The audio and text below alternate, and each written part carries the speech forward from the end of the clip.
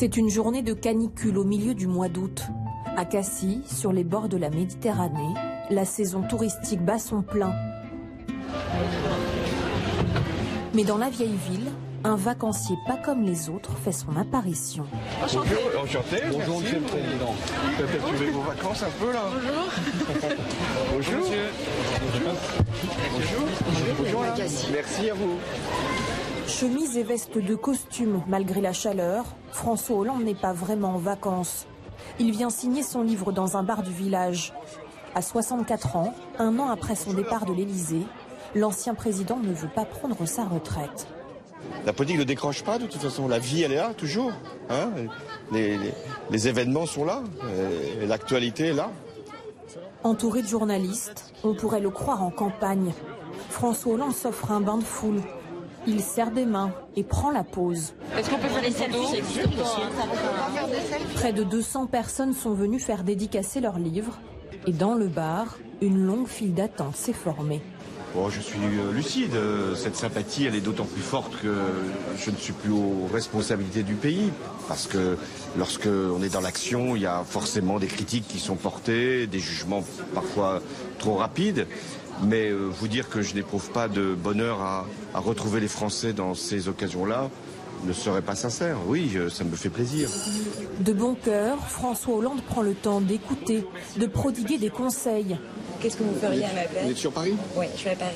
Je pense que Paris, le prochain enjeu, c'est quand même la ville. Sans perdre son sens de l'humour. Les enfants avaient très envie de vous faire une blague en fait avant qu'on vienne. Et ils avaient décidé de vous faire une dédicace pour Nicolas et Emmanuel. Je peux mettre à Nicolas et à Emmanuel avec mon meilleur souvenir. Voilà. Exactement ça. On va mettre ça. Hein? Sa tournée de promotion devait s'arrêter à l'été. François Hollande joue les prolongations. Depuis la parution de son livre début avril, il affiche plus de 60 villes au compteur. Poissy, Toulouse, Libourne ou encore Saint-Brieuc. Ici, la séance de dédicace a fini à 2h30 du matin. Sa compagne, Julie Gaillet, est persuadée que l'engouement suscité par François Hollande va au-delà des files d'attente. Dans un entretien au Parisien, l'actrice d'habitude si discrète se confie. Ce qui est important aujourd'hui, et je le vois quand on sort, c'est qu'il y a une vraie attente. Beaucoup de gens espèrent son retour. L'ancien président lui-même sème le doute sur un éventuel retour. Comme le soir de la victoire des Bleus, quand il commente les 2 étoiles brodées sur le maillot. Je ne vais pas faire d'autres comparaisons, mais il est possible de gagner 2 fois. Un collectif de jeunes élus de gauche se prend même à rêver d'une candidature à la prochaine présidentielle. Sur les marchés de Montreuil et Marseille, il distribue ses tracts où l'on peut lire « Hollande 2022 ». L'histoire n'est pas terminée. Une façon de tester l'image de l'ancien président. Mais selon un sondage, seuls 17% des Français aimeraient le voir se représenter dans 4 ans. Il est difficile de parler de retour en grâce à proprement parler pour François Hollande. Il reste aujourd'hui une personnalité plutôt dans le bas de classement concernant la confiance pour l'ensemble des Français. Quoi qu'il en soit, auprès du cœur des sympathisants socialistes, il y a une petite remontée au cours de la période récente. Sur la Côte d'Azur, Isabelle et son fils ont suivi tout l'été le feuilleton François Hollande. Merci. Un petit peu d'eau. À seulement 16 ans, Rémi est un fan inconditionnel. Il adore François Hollande. Oui, c'est pas faux, j'aime bien François Hollande, ça c'est sûr. C'est à 9 ans, en croisant par hasard François Hollande à Aurillac, que Rémi s'est pris d'amour pour la politique.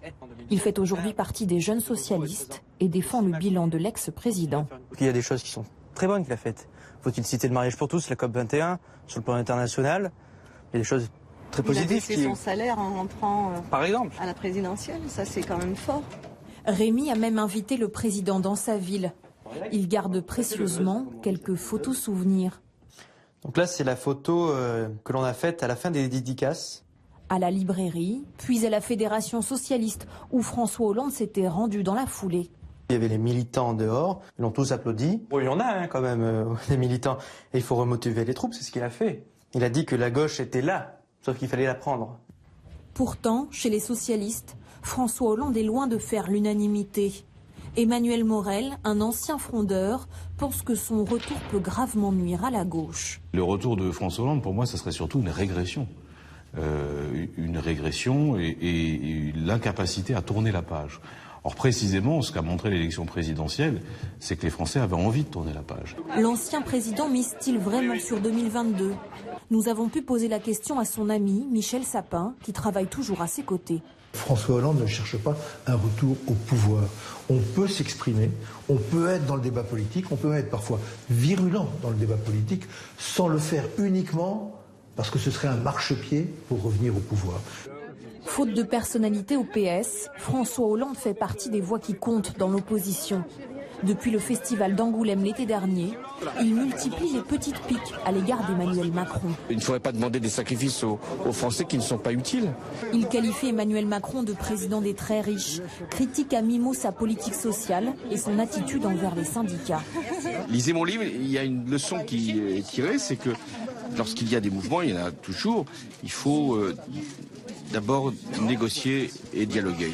Y a-t-il une envie de revanche derrière ce retour médiatique ?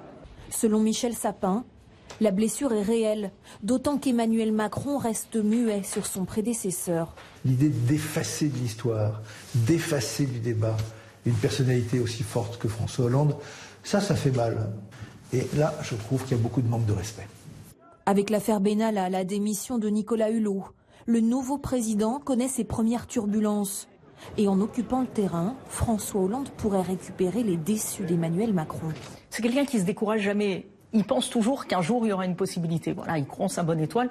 Je ne suis pas sûre du tout qu'aujourd'hui, il pense qu'il peut revenir en politique ou qu'il peut être candidat. Mais il y a un côté jeu politique forcément pour un personnage qui fait de la politique depuis qu'il a quasi 20 ans, quoi. Frustré de ne pas avoir fait campagne en 2017, de ne pas avoir défendu son bilan, François Hollande est loin d'avoir dit son dernier mot.